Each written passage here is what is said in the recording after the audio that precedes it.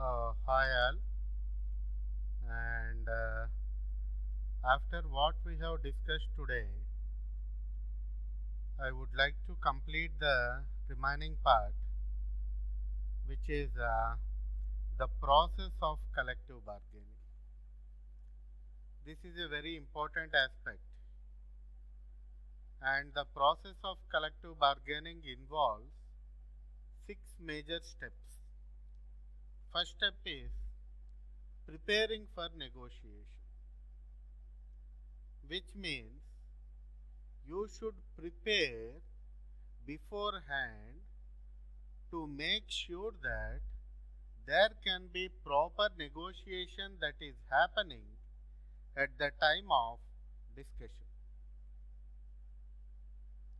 And this preparation should include what is the major issue and who are the parties involved, what is the cause of this issue, what is the cost of this issue, and what is going to be the impact of this issue. So such negotiation will bring confidence. Such preparation for negotiation will bring confidence in the participating parties and would result in effective negotiation. So you should need to first prepare. Second is you should identify the possible areas where you can bargain, and all the information relating to those areas should be collected, and all this information should be kept with the negotiator so that there would be no confusion during the discussion.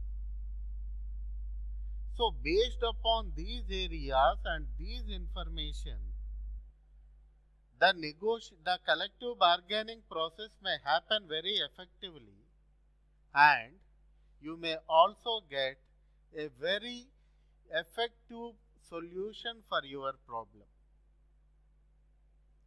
And the next step is procedure.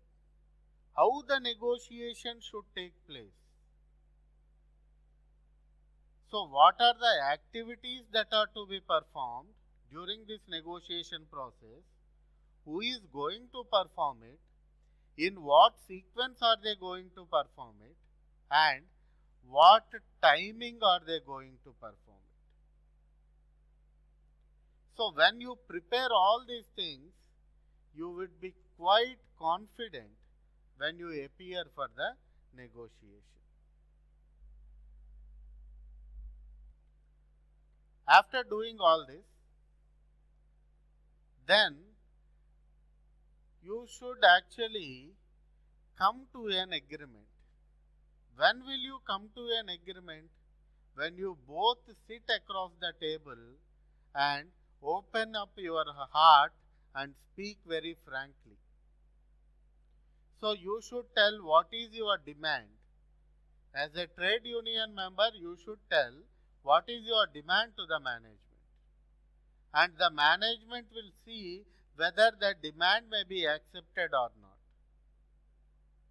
So there should be a very healthy discussion. So once you reach the agreement, that agreement should be ratified by both the parties. Ratification is nothing but acknowledging or accepting. So once it is accepted by both the parties, whatever the issue of difference is there, whatever the issue of conflict is there, that will come to an end. So without accepting that agreement, negotiation cannot be completed. So you accept it. Is simple acceptance enough? No. You should also administer the agreement, which means that once the agreement is accepted by both the parties and once the agreement is signed by both the parties, then the agreement should be administered or implemented based upon the terms and conditions of the agreement. In future, if any issue comes, it should actually become a guide or a document through which you can solve the problem. So the agreement should always be written in the written form so that whenever you want, you can refer it. So if the process completes all the above mentioned steps, then you can say that collective bargaining process is completed. If some steps are not followed, then collective bargaining process would not be effective, or under certain conditions or circumstances, it may even become a failure. So, these steps are very important in this process. So, you should actually have an idea of all these 6 steps and what is going to happen in each and every step. So, when you talk about the types of agreements, there are 3 types of agreements in India, which is bipartite agreements, settlements, and consent awards. Bipartite agreement means the agreement which involves voluntary negotiations between the employer and the trade union. Nobody is forcing to come into an agreement, but you both talk voluntarily and come to an agreement. Whatever the decision you have taken in this agreement, that decision is going to be binding. Everyone should bind to that decision as per the provisions of the ID Act. What is this ID Act? What do you mean by ID? ID is nothing but Industrial Dispute Act. And the second type of agreement that we speak is settlement. Settlement means it is a tripartite in nature. Bi means 2, tri means 3. There are 3 parties involved in this agreement. One is employer, second one would be trade union, and third one would be the conciliation officer. So, whatever the dispute or the conflict is there between the employer or the trade union, that is going to be resolved or that is going to be settled by the conciliation officer. If the conciliation officer believes that there is a possibility of reaching a settlement, then the officer will withdraw himself. If the conciliation officer believes that he need not interfere because both the parties are there in a very good environment, very open-hearted environment, where they both can discuss with each other in a very cordial atmosphere, and they can reach to a decision, then there is no need of the conciliation officer. And if that is the situation, the conciliation officer can actually back off. And the parties, they are free to finalize the terms of agreement, but whatever they have decided at the end, that should be informed to the conciliation officer within a specified time frame. If the conciliation officer is not a part of that agreement anymore, then it is your moral duty and obligation to inform to the conciliation officer about the agreement that you have reached. That is the second type of collective bargaining agreement, which you call it as settlement. The third one is consent awards.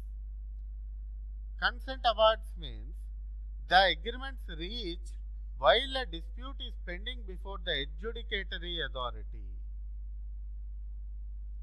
which means the the agreement is already pending before adjudication, but you have come to an agreement. Such agreement is incorporated in the authority's award, and although the agreement is reached voluntarily, it becomes binding under the award passed by the authority. Which means that even before the agreement is going to be settled before the adjudicatory authority, both the parties have mutually decided and came to an agreement. You will tell this agreement to the adjudicatory authority, and the adjudicatory authority will pass the same agreement as his judgment, and then it is going to be binding on you, which means that you should follow that agreement. So finally, what is the conclusion is, refusal by the employer to bargain collectively in good faith is an unfair labor practice as per the Industrial Dispute Act. Which means that employees are ready to talk to the employer, but employer is not ready, then that is going to be an unfair practice. So collective agreements between the trade unions and the employers are always enforceable under section 18 of the Industrial Dispute Act, which means that Industrial Dispute Act section 18 says that whatever the agreements you are going to reach through the collective bargaining process, such agreements are enforceable, which means that they should be binding. So last but not the least, how to promote the peace in the organization. This is a very common topic that we can know. Peace can be promoted by maintaining good industrial relations, of course, mutual trust and cooperation. Each and every party should have trust over each other, and they should cooperate with each other. Good union representation. Trade union should always be perfect, and it should always fight for the welfare of the employees. And collective bargaining, like what we have discussed, and working towards for a common goal in a cordial relationship, which means that all the parties should work for a common goal. Employee and employer, ultimately at the end of the day, they have a common goal, which is to work for the benefit of the organization, to work for the success of the organization. But that process of working for the benefit of the organization, or that process of working for the success of the organization, should happen in a very cordial relationship. Then only there will be the peace in the organization. So that's the end of this unit, and thank you.